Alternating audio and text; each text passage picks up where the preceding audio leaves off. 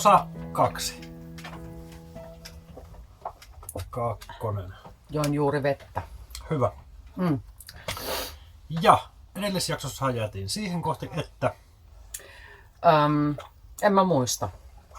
Ei sen Mihin me väliin. jäätiin? Ei sen väliin. Niin, olimme siis myyneet Suukko ykkösen, Joo. muuttaneet Berliiniin.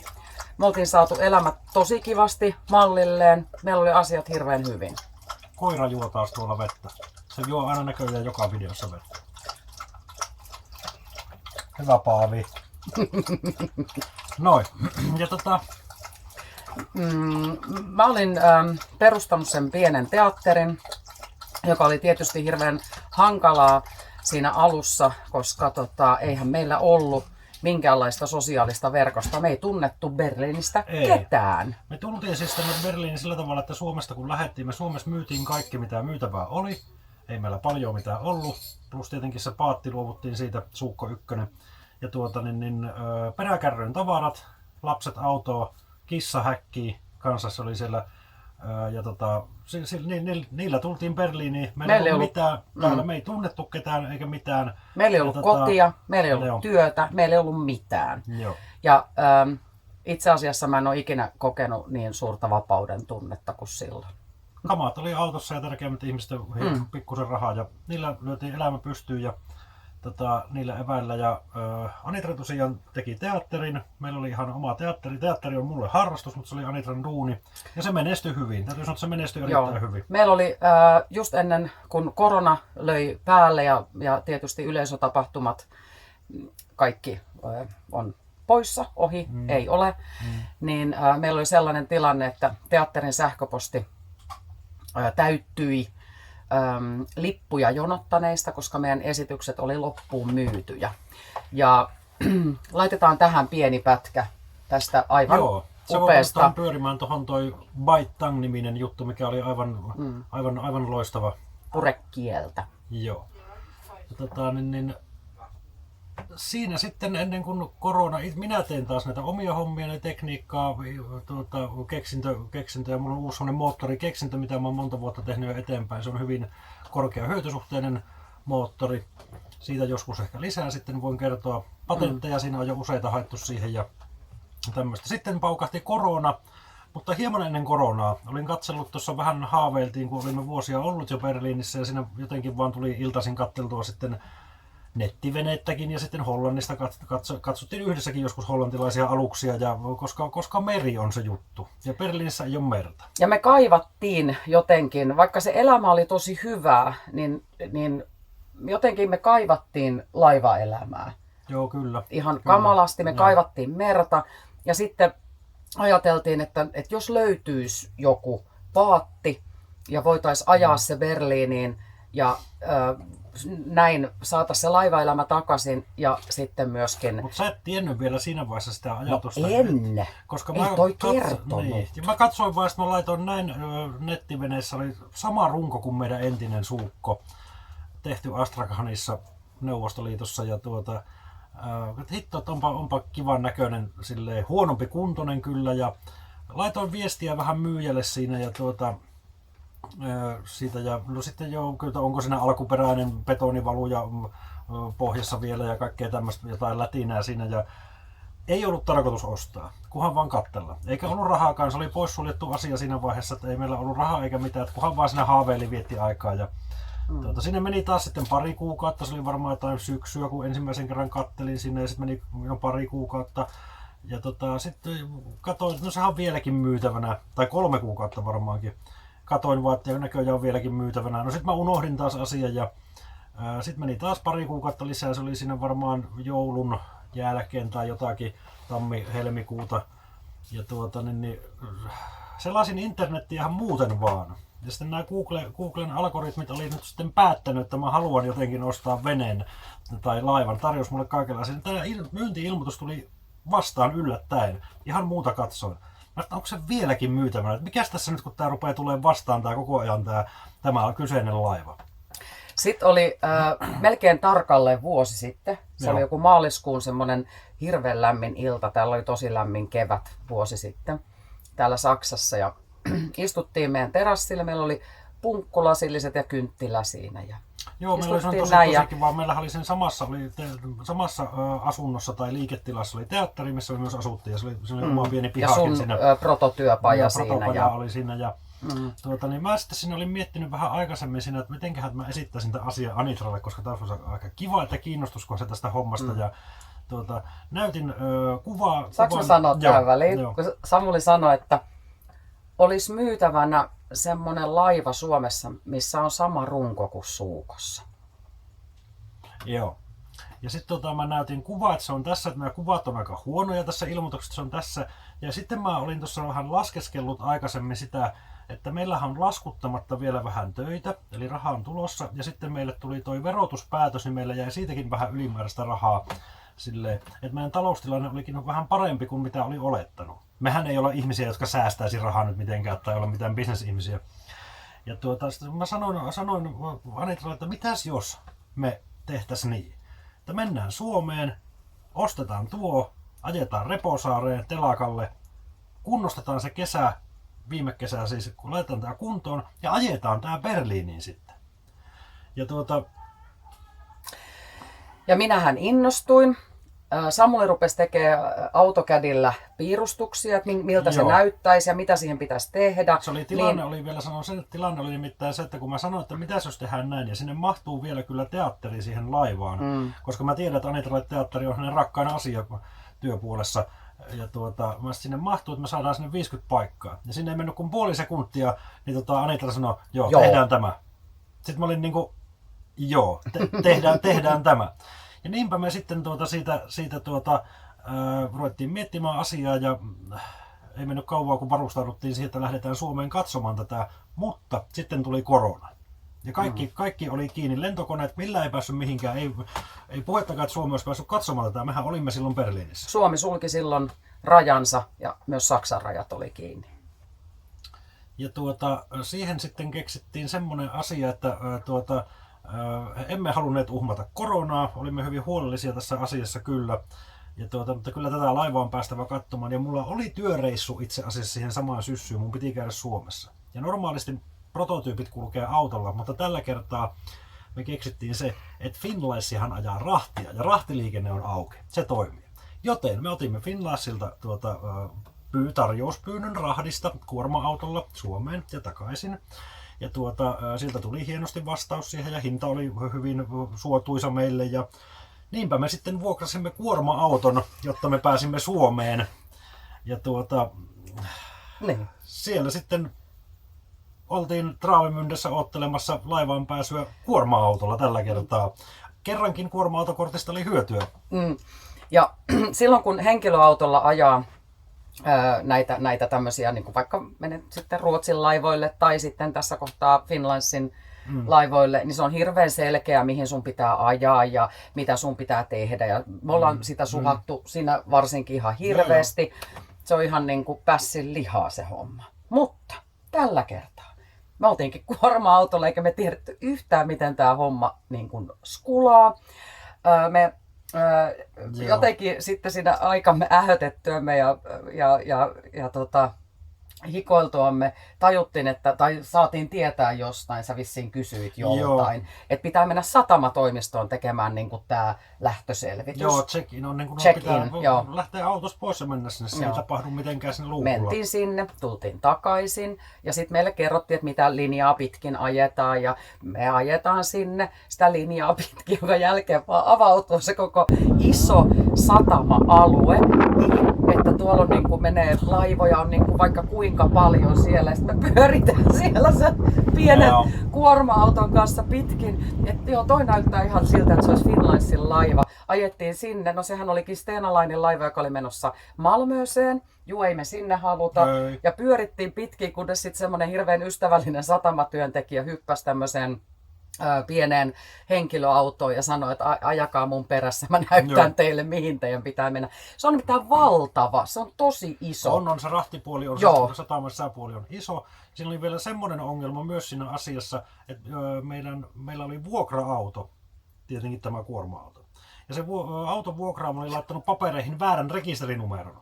Ja sitten niin kun, siinä tsekkauksessa sisään sinne, missä on tämä valaisukohtakin, kun rekalla ajetaan siinä, niin sitten niin, miten teillä on niin väärä rekisterinumero. Ukko tuijottaa sillä kopissa silleen, sillä niin hirveän ylällä silleen. Mutta se ei ollut hirveän korkea se meidän auto. Joo, tää nyt on vaan tää väärä. Se on yhden numero heitto siinä, että ei kai haittaa. Sitten no okei, menkää. Joo. Sitten mentiin Finlandsilla ja siellä Finlands oli hirveän huolellinen kaikissa koronatoimenpiteissä ja se reissu meni kauhean mukavasti, jännitettiin ja 28 tuntia tästä oltiin sitten Helsingissä ja lähdettiin ajamaan kohti Porvoota ja Pellingen saarta. Siellä sitten nähtiin aina silloin tällöin saaristotiellä näkyy aina se meri ja me nähtiin siellä sellainen musta piste, joka aina sitten jossain jonkun mutkan jälkeen kun lähestyttiin, niin se vähän suureni ja siellä se meidän tuleva Suukko 2 oli merellä ankkureissa kiinni. Joo, hyvin oli tupla ankkureilla heitetty sinne kiinni. Ja... Kun se menee niin, että kun keula on näin ja sitten kummaltakin puolelta on ankkurit meressä. Tästä myöhemmin lisää tästä tupla-ankkurihommasta seuraavassa jaksossa varmaankin, nimittäin se ei ollut ihan ongelmatonta. Ja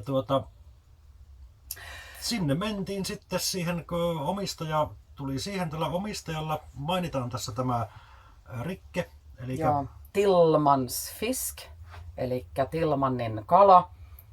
Aivan upeita majoitusvaihtoehtoja löytyy heiltä. Tämä ei ole mitenkään nyt kaupallista yhteistyötä, ei. Vaan ihan oikeasti aivan loistavaa, ihanaa, kaunista maisemaa, mieletöntä palvelua ja Rikkelle ja sitten hänen parilla kalaravintola ja ihan loistavia kalatuotteita tekevät siellä, niin kuin kalavalmisteita. Rikkelle ja hänen kahdella kaverillaan sitten oli 3 nuorta miestä sitten tämmöisen laivan ostanut ja nyt sitten olivat päättäneet myydä. Eivätkä juuri olleet ajaneet edellisenä kesänä pikkureissun heittänyt tai pari. Ja käytännössähän tämä oli seisonut sitten niin kuin 15 vuotta ehkä mitään tekemättömästi merellä. Osan aikaa aikaisemmin Helsingissä ja sitten ton reilun vuoden verran tai jotain sellaista siinä Pellingissä. Ja mentiin sitten siinä veneellä tietenkin, Riken veneellä siitä porukalla katsomaan tätä, mutta katsottiin ja ovet oli auki, tässä näin tietenkin jätetty tuulettumaan ja seisonut pitkään, oli 3 linnunpesääkin ilmestynyt ja tämmöistä näin. Ja, selkeästi näkyy, että laiva oli niinku semmoinen, se henki oli, se niinku laiva ei enää tavallaan oikeastaan elänyt. Joo, se oli, joo. Tätä on hirveän vaikea kuvailla, mitä mutta se tarkoittaa sitä, että kaikki on pysähtynyttä, ihan kun se laiva niin kun vaan odottaa sitä hetkeä, että milloin se uppoaa tai hyvin jotain. Mutta tämä laiva oli kuollut. Joo. Ja ensi yrittämällä ei lähtenyt käyntiin, koska meillä oli ehdoton ehto se, että kaikki muu me tehdään. Hitsataan vaikka pohjaa ja ihan kaikki sähköt tehdään uusiksi ja ihan mitä vaan, mutta koneen pitää olla edes jonkinlaisessa kunnossa, koska moottorin vaihtaminen tämmöiseen alukseen ei ole helppo juttu, koska se painaa jo 5000 kiloa ja se on laitettu tuonne konehuoneeseen ajat sitten. Käytännössä se kone korjataan sillä paikallaan. Mutta siihen me ei olisi lähdetty, eli se kynnyskysymys oli siinä, toimiiko kone. Ja sitten me tulimme uudestaan akkuja lataukseen maihin ja porukalla taas takaisin uudestaan sitten laivaan ja sä voit kertoa ja siitä. Konehuone oli täynnä porukkaa. Olin mä tietysti siellä käynyt jo katsomassa ja muuta, mutta siinä vaiheessa kun nämä jäi sinne käynnistämään konetta, mä jäin kannelle ja pidin reelingistä kiinni. Ja kun lähti se soundi, kun tulee siitä, kun konetta käynnistetään, koko se proseduuri, sehän ei ole mikään sellainen, että käännetään niin kuin, auton virta-avaimesta, vaan se oikeasti, siinä on sellaisia nämä paineilmapullojen, niin kuin se paineilma, ja se kaikki oli niin tuttua, että mä vaan niin kuin, että mä oon taas laivalla, mä oon tässä kannella, ja tää kaikki, tuli ne muistot siitä Suukko ykkösestä ja siitä laivaelämästä ja siitä merestä ja kaikesta mieleen, että apua, tää on niin kuin nyt näin lähellä, että onko mä kohta, elänkö mä taas sitä elämää uudestaan. Ja kun se kone niin kuin se pääkone jyrähti käyntiin ja mä kuulin, miten nätisti se starttasi, mä kuulin, että miten tasaisesti se niin kuin sylinterit nakuttaa ja miten tasainen niin kuin ääni siitä tulee. Mä vaan puristin reelinkiä ja tämä nyt kuulostaa taas ehkä vähän hörhöltä tai hassulta, mutta tuntui siltä, että Suukko Kakkonen olisi mulle sanonut, että mähän sanoin sulle, että mä oon kunnossa. Ja mä tiesin sillä hetkellä, että tämä on tässä. Nyt jos me saadaan hintaneuvottelut, niin meillä on taas laiva. Joo, näin se meni. Se oli hieno hetki. Se oli tosi hieno hetki. Oh. Tässä liikututaan, Joo. koska se oli etukäteen, joo. niin kun näin miettii, että näin se menee. Ja sitten siitä, mehän ei koeajettu tätä, koska ne ankkurit oli siellä niin syvässä savessa. Ja kun siinä vaan paikan päällä kuuntelin moottorin ja kaikki tälleen näin. Ja hypättiin veneeseen takaisin. Ja koko porukka ja sitten sitä maihin takaisin. Ja tehtiin hintaneuvottelut, siinä vähän tingittiin hintaa ja myyjä suostui siihen meidän tarjoukseen ja se oli hyvin nopea homma ja sen jälkeen sanoi, että tässä on käsiraha tästä ja me tullaan hakemaan tämä kesäkuun alkuun mennessä. Eli puolitoista kuukautta oli aikaa suunnilleen siihen varmaan suunnilleen. Joo, me elettiin siis huhtikuuta. Et meidän pitää palata Berliiniin. Että me hoidetaan asiat siellä kuntoon, että meidän elämä muuttuu nyt tosi paljon. Ja ei siinä mitään. Sitten Finlandsiin ja mentiin sitten Vuosaaren satamaan siitä ja nyt tiedettiinkin jo fiksuun, että meidän täytyy mennä sinne satamatoimistoon. Ja kun menimme satamatoimistoon, niin papereitten kanssa, rahtikirja. Sanoin Anitralle, että mainitsepa sen samalla, että meillä muuten ei ole rahtia, että meillä on tyhjä auto, koska eihän meillä nyt ollut mitään rahtia. Se voisi olla nimittäin Saksan päässä tullissa hiukan ongelmallinen, jos näyttäisi siltä, että meillä on rahtia, jota ei sitten olekaan. Ja minä sitten sille satamatoimiston henkilölle siinä selitin, että miten paljon meillä on merkittynä tuohon rahtia. Täällä lukee, että 2000 kiloa on teillä rahtia takaisin. Mä sanoin, että voitko poistaa sen, että meidän piti tulla hakea prototyyppejä täältä, mutta ne ei ollutkaan vielä valmiita. Jotenka sitten se henkilö siinä sanoi, että voi, onpas tämä nyt kauhean kurja. Te olette joutunut tyhjän auton kanssa ajamaan Suomeen asti ja nyt te joudutte takaisin tyhjän auton kanssa. Semmoista se välillä on, kun tämmöistä uutta kehitellään ja prototyyppejä. Ei se nyt on niin hirveätä. No mutta teillähän on hieno asenne. Juu, meillä on aina hieno asenne. Ja hyvä juttu. Sitten käännytään sitä, meillä on laiva. Meillä on laiva. Ja siitä mentiin sitten Finlandsiin ja terveisiä vaan Finlandsin miehistölle, jos joku sattuu katsomaan. Ne joutu kuuntelemaan tätä meidän juttua. Meidän pälinää siinä sitten kun istuttiin siinä eikä siinä baaritiskillä ole. Skumppapulloa juotiin. Juhlittiin asiaa siinä ja tälleen. Kiitoksia vaan ja erittäin hyvä asiakaspalvelu teillä muuten siellä. Todella loistava. On. Tultiin takaisin Berliiniin. Sitten esimerkiksi mä rupesin katselemaan niitä reittejä, että oli tiedossa se, että sellaisenaan Suukko Kakkonen ei tule menemään siltojen ali. Joudutaan ottamaan mastoja pois ja joudutaan tekemään ehkä jotain muitakin operaatioita. Joo. Ja mittailtiin siinä ja ongelmahan on se, että niin organisoitunut maa kuin Saksa onkin, niin me jouduttiin siis sellaiseen tilanteeseen, että siltojen korkeuksista oli aina useaa eri tietoa. Joo, se ei ollut selkeää. Siitä otetaan myöhemmin lisää tästä asiasta. Mutta katsottiin, että tällaista reittiä pitkin, kanavia pitkin, niin meidän pitäisi mahtua ali. Ja jännittävää on tässä, että alus, mikä ei ollut pitkään aikaan liikkunut kunnolla mihinkään, ja tehdä se merikelpoiseksi ja korjata kaikki. Ja, sitä me ruvettiin valmistelemaan siinä ja hoidettiin sitten meidän asuntoon alivuokralaiset siinä, ja koska ei vuokrasopimusta saatu niin nopeasti irtisanottua. Eikä me haluttu tehdä sitä vielä. Niin ihan varmuuden vuoksi, jos jostain uppoo vaikka tuohon matkalle, niin pitäähän meidät asunto olla. Ja tämmöisiä järjestelyitä ja kaikki työkalut piti haalia ja tilattiin jo netistä tavaraa lisää, kaikenlaisia palikoita, mitä tiedät, tarvitaan tässä näin ja tämmöistä näin. Kyllä. sillä lailla, sitten se sitten rupesi niin lähteä. Sitten me mietittiin sitä, että kun se pitää niin kun heti ensimmäiseksi pitää saada telakalle. Tämä laiva pitää saada nostettua ylös, jotta pystytään tsekkaamaan pohjan kunto ja kaikki muut sen sellaiset. Ja me jo tiedettiin, että Reposaaren telakka on aivan loistava. Reposaaren telakka, ei ole, telakka. Kyllä, ei ole kaupallinen yhteistyö. Ei ole kaupallista yhteistyötä, ei ole vaan kahta vaihtoehtoa siinä asiassa. Se on kyllä ihan paras. Ja Reposaaresta löytää kaiken, mitä tarvitsee laivan rakentamiseen. Kyllä. Itse asiassa, jos on vaan hieman rahaa matkassa, niin sieltä löytyy kaikki palvelut oikeastaan. Kyllä. Kerro siitä, kun sä soitit. Koitin soittaa, kerron. Koitin soittaa Reposaaren telakalle. Soitin Porin kaupungille ja siinä ei ensiksi vastannut joku, muistaakseni. Sitten vastasi joku ja kysyi, että onko meillä telakka? Koska Reposaarihan on aika kaukana Porista. En tiedä, oliko se joku tuuraaja tai joku tämmöinen näin. Sitten mä ajattelin, että tästä nyt ei tule mitään tästä hommasta. Sitten mä soitin, että Reposaaressa on kioski, Tarjan kioski. Soitan kioskille. Että siellä kyllä tiedetään asioista varmasti. No mä soitan sinne kioskille ja siellä vastaa sitten Reposaaren kioski. Että Penttinen täällä morjesta, että en tunnistanut kuka siellä on. Tunnen sitä porukkaa, mutta varmaan joku muu oli siinä sitten.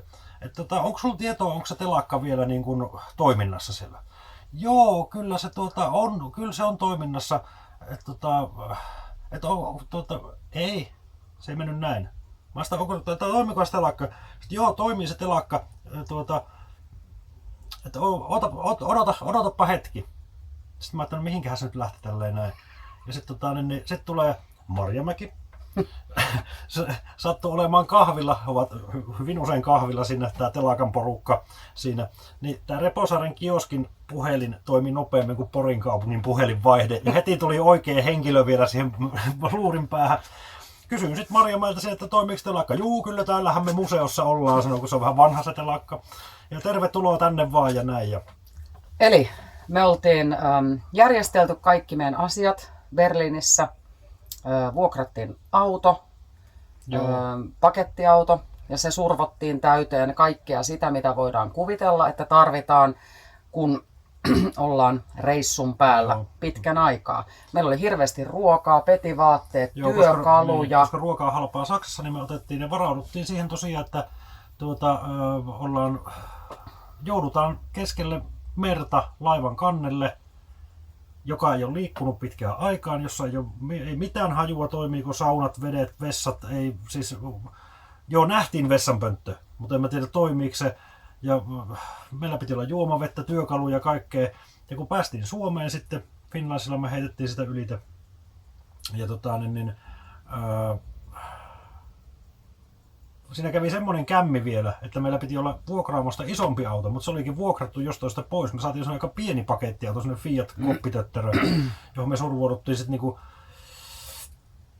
4 henkeä semmoiseen pieneen 2,5 hengen ohjaamoon. Tai joku, mikä tää on? Joku tämmönen siis tämmönen pakettiauto. Siis meillä on varmaan 1000 kiloa roinaa kyydissä.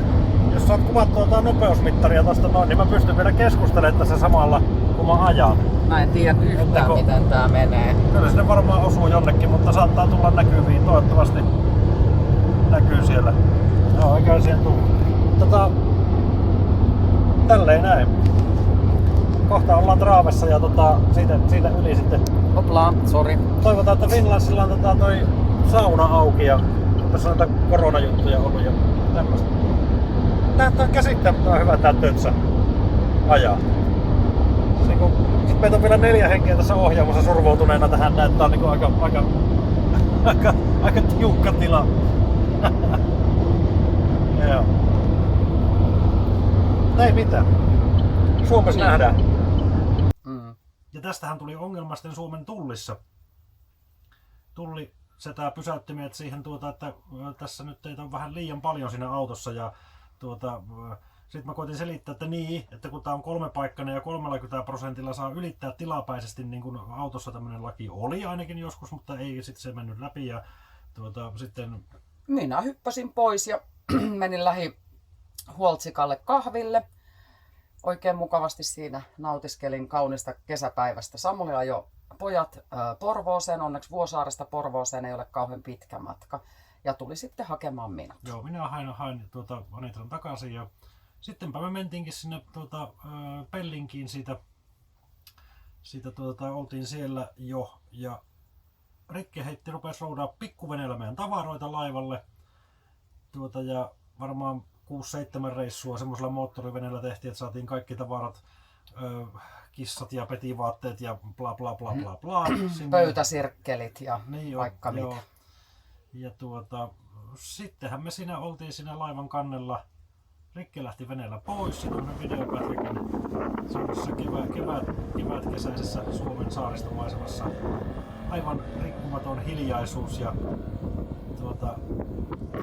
kauhea vuori tavaraa siinä kannella ja että tässä nyt sitten tässä ollaan. Ja Nyt me ollaan tässä meidän laivassa. Ja saada tämä laiva elämään ja ei mitään hajua, onko mitään peseytymismahdollisuuksia ja onko ruoanlaittomahdollisuuksia ja se, että tullessa ostettiin Motonetista aggregaatti, jotta meillä on edes jonkinlaista sähköä ja siihen tietenkin bensakannuja mukaan siihen, että saadaan edes kännyköitä ladattua ja sitten jos ja kun päästään liikkeelle, niin tässähän ei ollut navigointilaitteita, niin tietenkin piti olla, me oltiin läppäriin otettu navigointiohjelmat ja GPS-anturit ja muut valmiiksi ja totta kai nämä tarvitsee sähköä, niin se tiedettiin ainakin, että meillä on sähköä ja siitä alkoi sitten 4. jaksossa, eli seuraavassa, ei kun 3.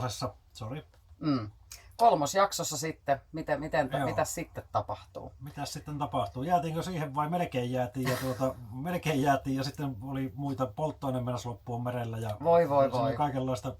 Ja ankkuriköydet sen verran paljastan oli mennyt. Ketjut.